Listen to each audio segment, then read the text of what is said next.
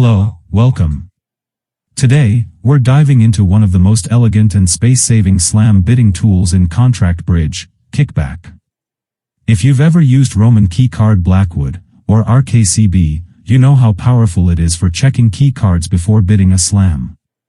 But there's a problem. When your trump suit is diamonds or clubs, jumping to 4NT as the key card ask can eat up way too much bidding space. That's where Kickback comes in. And by the end of this video, you'll not only understand how it works, you'll see why it's often a smarter choice than traditional RKCB. Let's get started. So what is Kickback? Kickback is a slam convention developed by bridge expert Jeff Rubens, designed to solve a very specific problem, bidding space. You see, in standard RKCB, we always use 4NT to ask partner, how many key cards do you have? That's the 4 aces, plus the king of trumps. But here's the catch: if hearts, diamonds, or clubs are trumps, starting with 4NT forces the auction way too high, too soon. There's no room left to check controls, test for the queen of trumps, or safely back out if slam isn't on. Enter Kickback. Instead of always using 4NT, we use the next suit above the agreed trump suit at the 4 level as our key card ask. Think of it like this. We're kicking back the asking bid to a lower, safer level, hence the name Kickback. And this isn't random. It follows a brilliant idea Rubens called the useful space principle. Use your bidding space where it's most needed, not just because tradition says so. So rather than waste high-level bids on artificial asks, we shift the key card inquiry down, giving us more room to explore slam safely.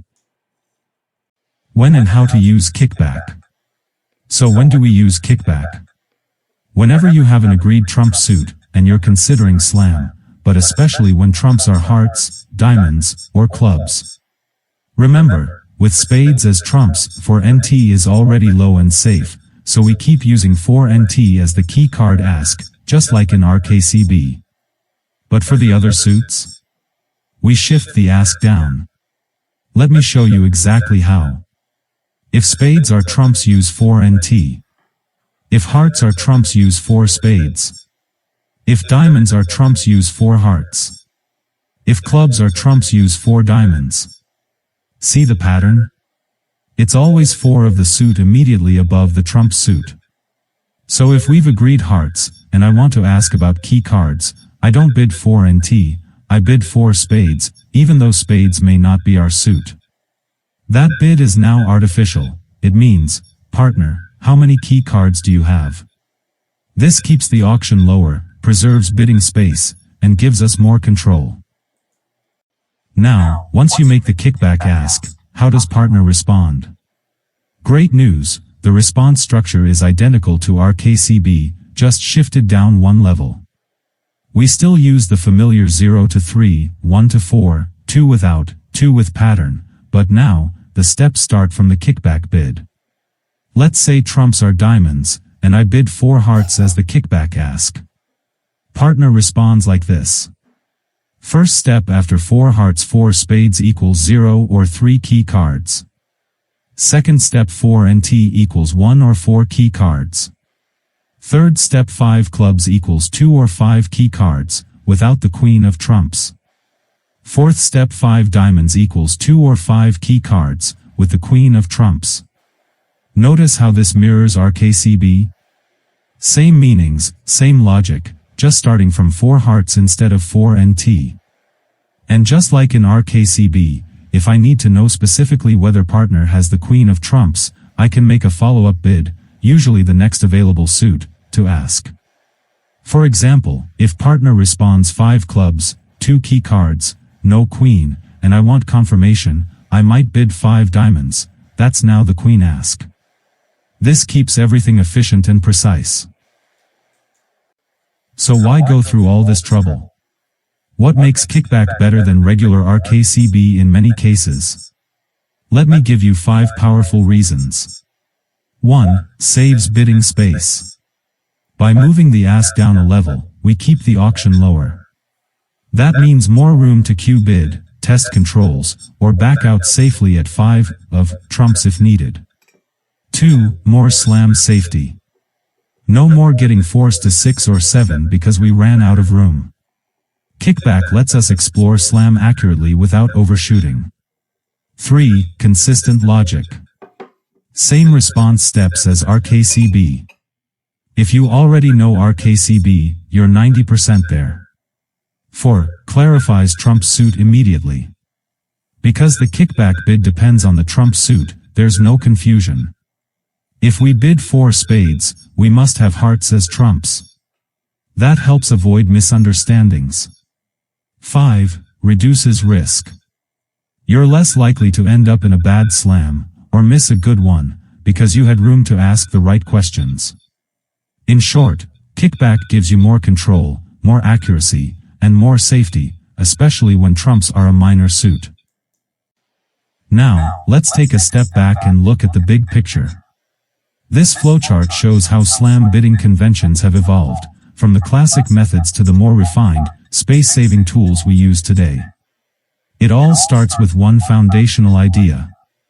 At the very beginning, Blackwood. This is the granddaddy of all ace-asking conventions. Developed decades ago, Blackwood uses 4NT to ask partner, how many aces do you hold? Simple. Direct. And it works. But as bridge evolved, players realized, knowing just the aces isn't always enough. When you're going for slam, you also need to know about the king of trumps, because that's often the difference between making or going down. So we needed something better. Something more precise. Enter Roman keycard Blackwood, the upgrade. RKCB takes Blackwood and supercharges it. Instead of just asking about aces, RKCB treats 5 key cards as critical, the 4 aces plus the king of the agreed trump suit. And just like Blackwood, it starts with 4NT, but now, the responses tell you not only how many key cards partner has, but also whether they hold the queen of trumps. This gives you much better control when deciding between 6 and 7. RKCB works with any trump suit, spades, hearts, diamonds, or clubs. It's become the standard for most serious partnerships. But, there's still a problem. When trumps are diamonds or clubs, bidding 4NT as the first asking bid uses up way too much space. We jump high fast, and suddenly, we're out of room to check controls or test for the queen. So what's the solution? We adapt again. Kickback, smarter bidding, less space. Instead of always using 4NT, Kickback says, let's move the key card ask down to the next suit above trumps.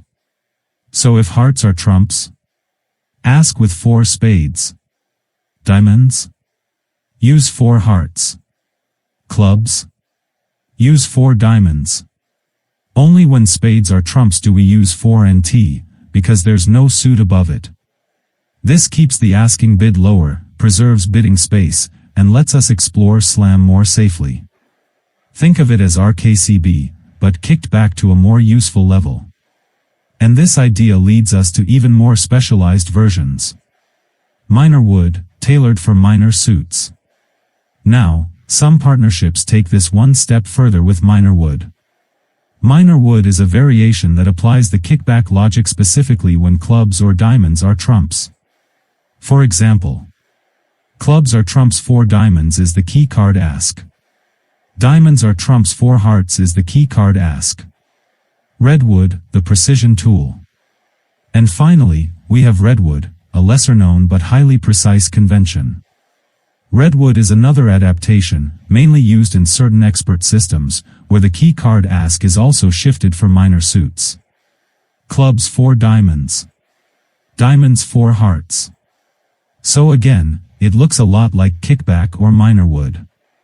But here's the twist, in some versions of redwood, the responses differ slightly, or the convention is used in specific sequences, like after a minor suit game try.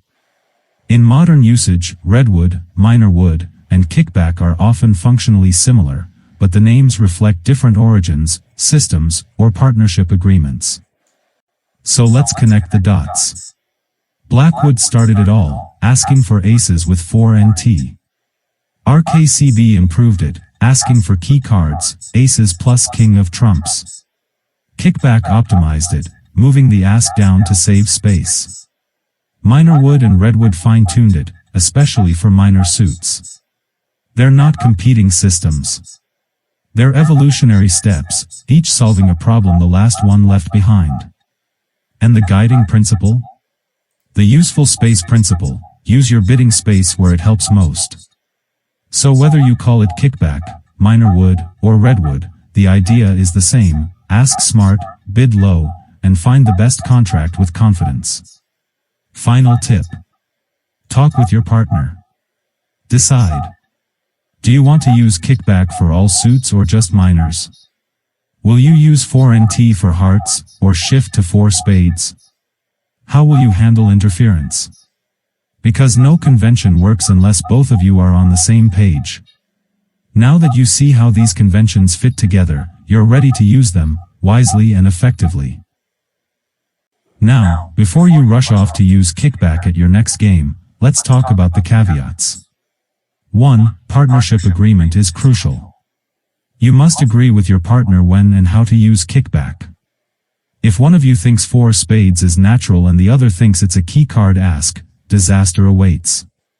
2. Looks like a natural bid.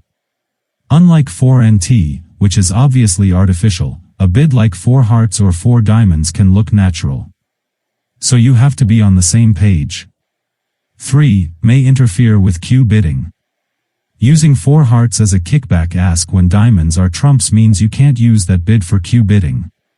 So decide in advance, what do you do if someone interferes? How do you show controls?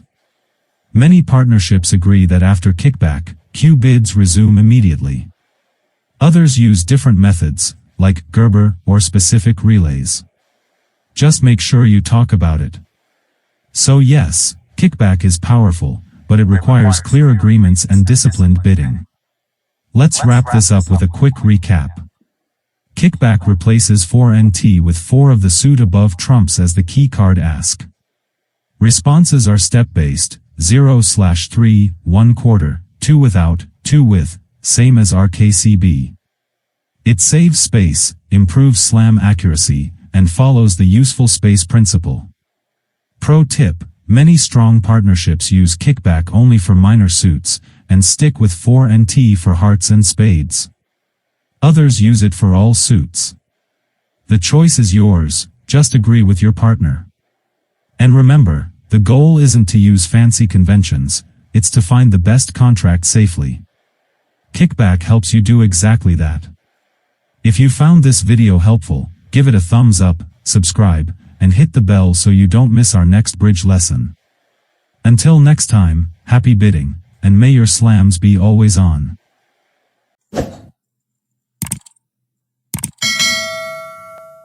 Subscribe our channel for more videos.